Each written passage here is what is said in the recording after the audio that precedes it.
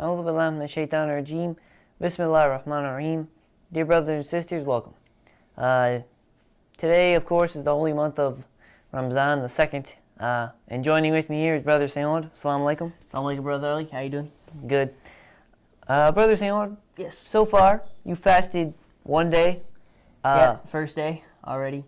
How was that?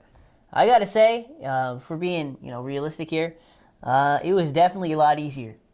I think last year especially, it was kind of more of something that I gotta eat at this time, gotta do this, gotta do that. And throughout the day I was thinking about it a lot more. But this year, especially the first day, it felt a lot more casual, I would say. Yeah. It was something that, I'm going to eat at this time. Okay, sure. Iftar's how long is iftar? 1 hour? Okay, sure. It was like that, alhamdulillah. So casual compared to last. So, of course, first of Ramadan, Yeah. always the hardest. The first day is always the hardest. I was like, Well, cheers. Making you look a little not for taller. me this year, alhamdulillah. This is fake. But the first day is always the hardest. And usually in the month of Ramadan, the first day I'm always kind of hungry, ready for iftar, kind of counting the hours. But actually, I believe it is getting earlier. Is it getting earlier each Maghrib closer? As I recall, it was getting later, actually. No, Yes. a few years ago I remember it was like in the summer. So. How is Oh, that you possible? mean the season? Yeah. the season. Okay, yeah, the season. Yeah, so yes. the hours are becoming So- a little. Yeah, Are they compared less? to, a couple years ago, of course, the Ramadan in the summer, which, I think, in my mind, when I think of, the heat of Ramadan, I think of that summertime. The hot sun, and you're waiting for Sahri, you're waiting for iftar at night. It's a little more difficult. But alhamdulillah, yeah, I mean, this time period that we're in, this, March to April time period, definitely a lot easier. Yeah, so, okay. Let's get to the topic here. Ramadan. Now, Ramadan is... What do we do during Ramadan? We fast, but... Is Ramadan the month of fasting? What do you think? Well, I think being realistic here, in terms of what most people see it as, in terms of even what non-Muslims, they look into, oh, it's the month of Ramadan, you think, oh, Muslims are fasting this month. They don't eat from a certain time period. But obviously, it's more than that, but I think that's what the feeling is. That's what the general especially. public assumes. Yeah. It's also the month which Laylatul Qadr, night the Quran was revealed. So the Quran was also revealed in this month. What do you think about that? Do you have any words of... Yeah, I mean, it's just another testament to how big this month really is. I think that if you look at the chances that we're given throughout the month, there's so many different chances. For breathing we get sawab, for just even a wajib namaz, Sleeping? even sleeping, yeah. But even for a wajib namaz we get 70 times. And then add on to that, here the Quran is revealed, there's the 3 nights that are the possibilities that they say. Obviously, there's the 21st they say has one of the biggest chances, but at the same time, these are the nights of importance. So it's just yet another thing that we're given in this holy month to show how big this month really is. Nights are important, days are important, definitely. But Exactly. let's get back onto the subject of fasting. Now, fasting, what kind of course, there's the basic type of fast. Let's just look at the first layer of fasting. When we look at it as what it really is. The first step, when someone considers I'm going to fast, no eating from dawn, what is it, dawn till dusk? Or is Yeah, From exactly. Fajr From Sahri to Iftar. yeah, Sahri to Iftar. Let's just say it that way. Yeah. So you can't eat then. That's basically what everyone looks at it. So someone looking in, they might not see what's behind the fast. What I think more importantly in Ramadan is it's not just that we fast. It's also that we, people are Muslims generally. You can kind of feel that they're more connecting spiritually. What do you think about that, Brother Syed? You mean, the spiritual connection from the fasting? Yeah, not just that. I'm just saying when they know it's Ramadan, You know, of course, they know the blessings. They know Oh yeah, the time. no, of course. I mean, even for the masjid, you know, a lot of people, we don't go to the masjid at all throughout the entire year. And, you know, there's people you don't see the entire year. But as soon as Ramadan comes, that's that opportunity that everybody's in the masjid. You know, even if on a Saturday, the weekend, people are coming to the masjid more than usual, basically. Definitely. Also, you know, of course, there are the months building up towards Ramadan, Rajab and Shaban. Those are very important months too. But Ramadan, let's just say, it teaches us. What does it teach us? If you were just, you know, just thinking about what over the years of fasting and over the years of being in Ramadan, what have you learned? Well, I mean, so many different Even things. if you haven't- That's a pretty broad question. I would Yeah, say. but okay, even if you haven't been able to keep certain qualities, like I know for sure that these qualities exist. Self-discipline, okay? Because when you don't eat, you're basically just you're sacrificing something that you know you really want to eat. It's also a distraction, you can say, because obviously there's the Definitely. eating to survive, but a lot of us, we don't eat to survive. We eat to survive, and then we have a little extra. While we're watching TV, we're snacking. As soon as we walk in the kitchen, let me grab a snack. As you see the fridge, let me open the fridge. Eating, drinking all day, and even thinking like.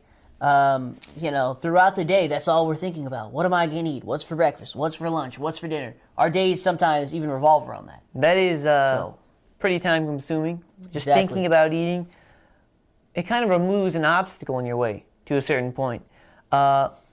Because fasting, it's very unique because it's not that you run out of energy.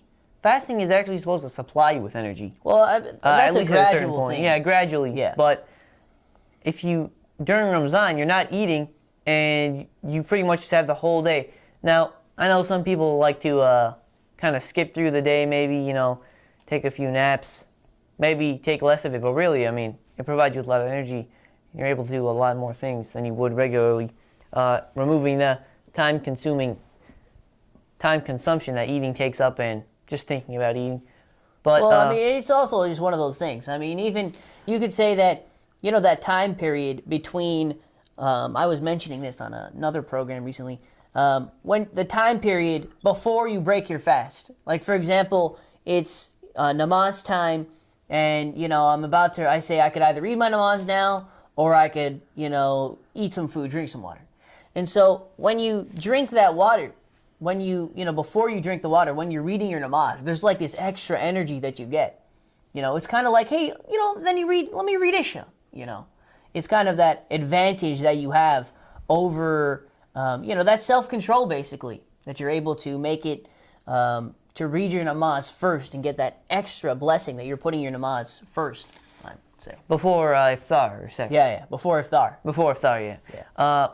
It's kind of like a self-control because sometimes people think, it's impossible.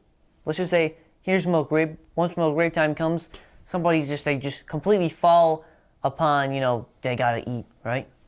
But sometimes when I think about it like this, is what they thought was impossible is now kind of unthinkable to do once you've already done the other thing. Once you read your namaz, you're kind of like, wait, am I gonna go eat after or eat before Maghrib? Yeah, so some people might think it's impossible to fast. Like, I couldn't go 30 days if you're, maybe even Muslims too, who don't fast, or non-Muslims, they might think 30 days without eating, that's crazy. Yeah, I mean, especially That's because, ludicrous. obviously fasting, Muslims understand, it's wajib upon us, something you have to do. So for somebody who's not so, in line with wajib, mustahab, they don't really care about these things. So they'll fast 10 days and they'll be like, I fasted 10 days. They'll see that as like Absolutely. an impressive type of thing. And, but obviously, once you get used to it, once you understand what you have to do, what you don't have to do, same thing with 5 namazes a day. Some people, they only pray on, a certain one day a week. And so they see Muslims pray 5 times a day. How do you do that? But it's a part of your day. It's not like, I'm not going out of my way when I read Fajr. It's just kind of like, I'm reading Fajr. I mean, it's kind of like the unthinkable becomes thinkable. Exactly, yeah. It becomes part of your day. Yeah. Yeah, so Ramadan, we know the enormous benefits. Reading Right. Quran, you know, the levels of fasting, of course, there's just eating and not eating, and then there's also kind of stopping yourselves from doing things that you would usually do that you know aren't good to do. Like, let's just say maybe lying, overeating, of course. I mean, a lot of people still do overeat at iftar time. I myself am guilty of that. Sometimes you just think you're so hungry and then you eat everything, but Yeah, but there's a certain time period. I think, well, it's a proven fact. After you you don't go a while without eating. When you eat, you're allowed, like, I think, is it 20 minutes, I believe? That time period, well, you're allowed to basically eat as much as you can. And then after that 20 minutes is done, that's when you start realizing that you're full. So you have that certain time period. Even at iftar, the basic things that you drink, for example, you have a glass of water or you have a date, that'll satisfy you, at the time. But obviously, it's iftar. We want to eat as much as we can. fasting has a lot of physical. Yeah, of course. Here, I heard a lot of, how fasting, it does this and that for your body. It, Right. kind of rejuvenates you here and there. Some people even might think it's a good tool to lose weight. So many other things physically. But the main priority for fasting is spiritual. I mean, I think these are all in line. Like, for example, seeing how, the benefits of fasting. It's the same thing, for example, seeing how we read our namaz.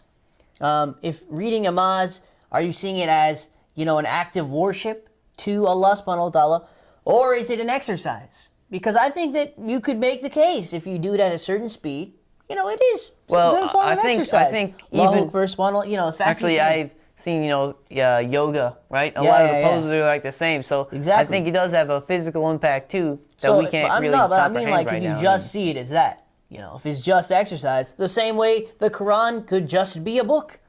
If you're just reading the Quran, not even reading it, but just being like, chapter 1, chapter, just Intention reading definitely it. matters there. Yeah, exactly. So the same thing fasting is, if it's just, I'm just not eating today, why? There's no reason. That's why you got to have, of course, like you said, the right intention, but also understanding what fasting really is. And like you mentioned about, for example, refraining from bad things that we normally do. Even on a normal day, obviously throughout the year, we do a couple things you're not supposed to do. But at the end of the day, in Ramadan, when you're given, 10 times more of a chance, your sins are forgiven 10 times more, everything 10 times more. That's, of course, now you have to refrain even more. Yeah, of course, even if you're looking at, refraining from sins, and it's kind of like a two-way street. Right. Instead of going down, you're going up. So in Ramadan, that upward spiral is boosted. So now it's basically time two for both. Yeah, so you're not going, instead of going down where you were, you're going way up. So Ramadan is really a mercy for the believers, and so many blessings and benefits. So physically, spiritually, what is really the goal of the entire month of Ramadan? Well, In your eyes? I would say basically just, some overall form of improvement. Because if we're given this much chance, if shaitan is, as the Prophet said, in shackles during this month, so shaitan can't affect us. And we're given 70 times the reward for something basic. And our sins are forgiven, and we're rewarded for breathing, and all of these different things. Not only that, but, we're fasting throughout the day. So I'm currently fasting right now, Brother Ali, as we know this is, after Fajr time, alhamdulillah. So we're currently fasting. So the thing about that is that if we're doing all of these things, and we have all of these advantages, we want to see at least some progress. So I would say my goal is to, just carry out something that you learn from this month, carry out maybe some habit or, something little that you're doing during this month of Ramadan to carry out into other months. Maybe something that you refrain from in the month of Ramadan you don't normally. Yeah, but wouldn't it be try to refrain more from that. beneficial to carry things from, if you gain like a little traction in other months, to kind of bring it into Ramadan? Since Well, it's I so mean- much more rewarding than any other month. It's the Yeah, best of course, months. but I mean, this is a conversation that we would have in, Rajab and Shaban time period. That was Yeah, the true. startup time. Allah subhanahu wa ta'ala gave Now us we're that in as the, well. Yeah, now it's the real field. So, I mean, inshallah, we all took advantage of Rajab and Shaban, that, startup time period. Yeah, you kind But, of get like a runway. But now that we're in flight, we got to kind of prepare ourselves Right. physically and spiritually. But what do you think about Ramzan? It's the beginning of Ramzan, only the second of Ramzan. Yeah, so- but I mean, that's a slippery slope. That's why you got to take everything like it's the last day. We know throughout how many years, I mean, basically. we don't know if there's going to be a Ramzan in 2024. Not only are we not guaranteed it, but I mean, you know how these things go. Tomorrow we're going to be saying Eid Mubarak. Yesterday Ramadan Mubarak, tomorrow Eid Mubarak. That's just how it works. Time has been going a little bit faster.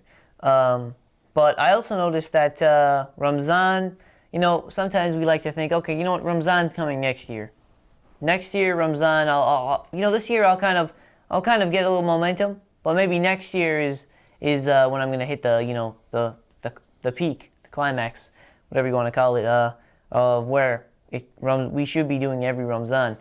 But that's just a wasted opportunity. I mean, we got to be hitting stride immediately, because Ramzan, the blessings are unlike any other month. It's the best month. Not the best of months, it's just the best month, period. In this month, of course, being Allah subhanahu wa ta'ala's guest, the rewards are amplified that we can't even imagine. I mean, reading one verse of Quran, just think about this, is equivalent to an entire Quran. How many verses are in the Quran? There is, many verses. Holy Quran. He doesn't know the number. Just kidding. Yeah, well, I know there's a lot of verses. Of course, yes. Continue, brother. Yeah, so of course, that's way more than any other month. You could be reading several Qurans every month and wouldn't even be able to get close to what you could read just by reading one Quran in the holy month of Ramzan. Now, Ramzan, when I think of Ramzan, I think of really the month of Ramzan. Sorry, Ramzan is actually the name of Allah subhanahu wa ta'ala. So, we should be calling it the month of Ramzan. So the month of Ramzan, when I think about it, I kind of think about, you kind of feel it immediately. Did you feel it immediately when we, as soon as, okay, it's the night, the moon sighting here and there, did you feel it immediately? Well, I wouldn't say immediately. I think that there is, of course, that setting in time. For example, as soon as the night hit, it wasn't like, theoretical shock or something that gets you. But I think as soon as, you're up for Sehri the first day, as soon as you, read your namaz and read the dua after, the holy month of Ramzan, I think that's when you start to feel it more. And of course, fasting throughout the day, that's when, you're fully, understanding that the month of Ramzan has basically arrived. Yeah, even as soon as Ramzan hits, there is sometimes, a feeling. I mean, there is, to a certain degree, kind of like an impact. Oh my gosh, it's Ramzan. But there's also, Ramzan, when you're kind of, the month of Ramzan, is, while we're kind of, getting into it, when you read your namaz, do you feel different in Ramzan than other months? Or when you're reading Quran, reading your namaz, any, form of worship, do you kind of, even just remembering Allah, do you feel different about it than in other months? Do you feel kind of closer to Allah subhanahu wa ta'ala, or, a little more, I don't know, I want to say pure? Well, yeah, I mean, of course, you definitely feel different during the month of Ramzan. I mean, just that understanding of what this month is gives you that extra thing. When everybody's talking about it, having more opportunities to, perhaps, go to the masjid, read Jamaat, all of these different things. And especially, Fajr during that Sahri time. Maybe some days you don't wake up, you don't read Fajr the exact on time. Maybe you read a little later. But during Ramzan, of course, since you're, staying up, you're having your Sahri, maybe 20 minutes or 25 minutes earlier. Of course, then you get to have that time to read your namaz on time. So I think these are, some of the little impacts that make it, you feel better about it. You have that understanding that this is the holy month of Ramadan. Yeah, definitely. I also think, there's 11 months in a year, and 12. 11 months that you can use, but there's 11 months in a year for yourself, but this month is for Allah subhanahu wa ta'ala. So, usually we're kind of doing our own thing, even in our everyday lives. Just think about it. Allah subhanahu wa ta'ala only asks for just, 5 times prayer, really only 3 times reading these prayers. So he doesn't ask for a lot of time. But, the rewards are tremendous. So this month, we should really try harder. So, Brother Syed, thank you for joining me on the show. But before we go, we have to remember the 12th Imam. May Allah hasten his appearance. And, the 12th Imam, when asked, I forgot where I heard this, by the way. Trust me, real source. So when the 12th Imam was asked, why he took so long, it was because of the believers. We're not doing enough to kind of, praying, connecting with our 12th Imam. This one, probably should know this one, definitely know this one. One who has died without knowing his 12th Imam has died in ignorance, without, connecting, even in these times. So let's read Allahumma kullu walika for the safety and protection of the 12th Imam. Bismillahir Rahmanir Rahim.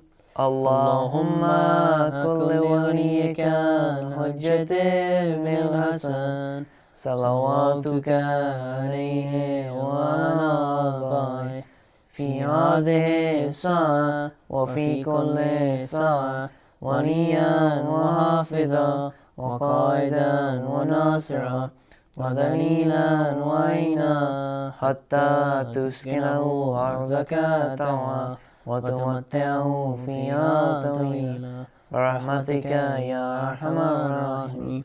اللهم صل على. Once again, Brother Syed, thank you for joining us. Thank you. We'll see you tomorrow, inshallah. Assalamu alaikum wa rahmatullahi wa barakatuh. Khuda Hafiz.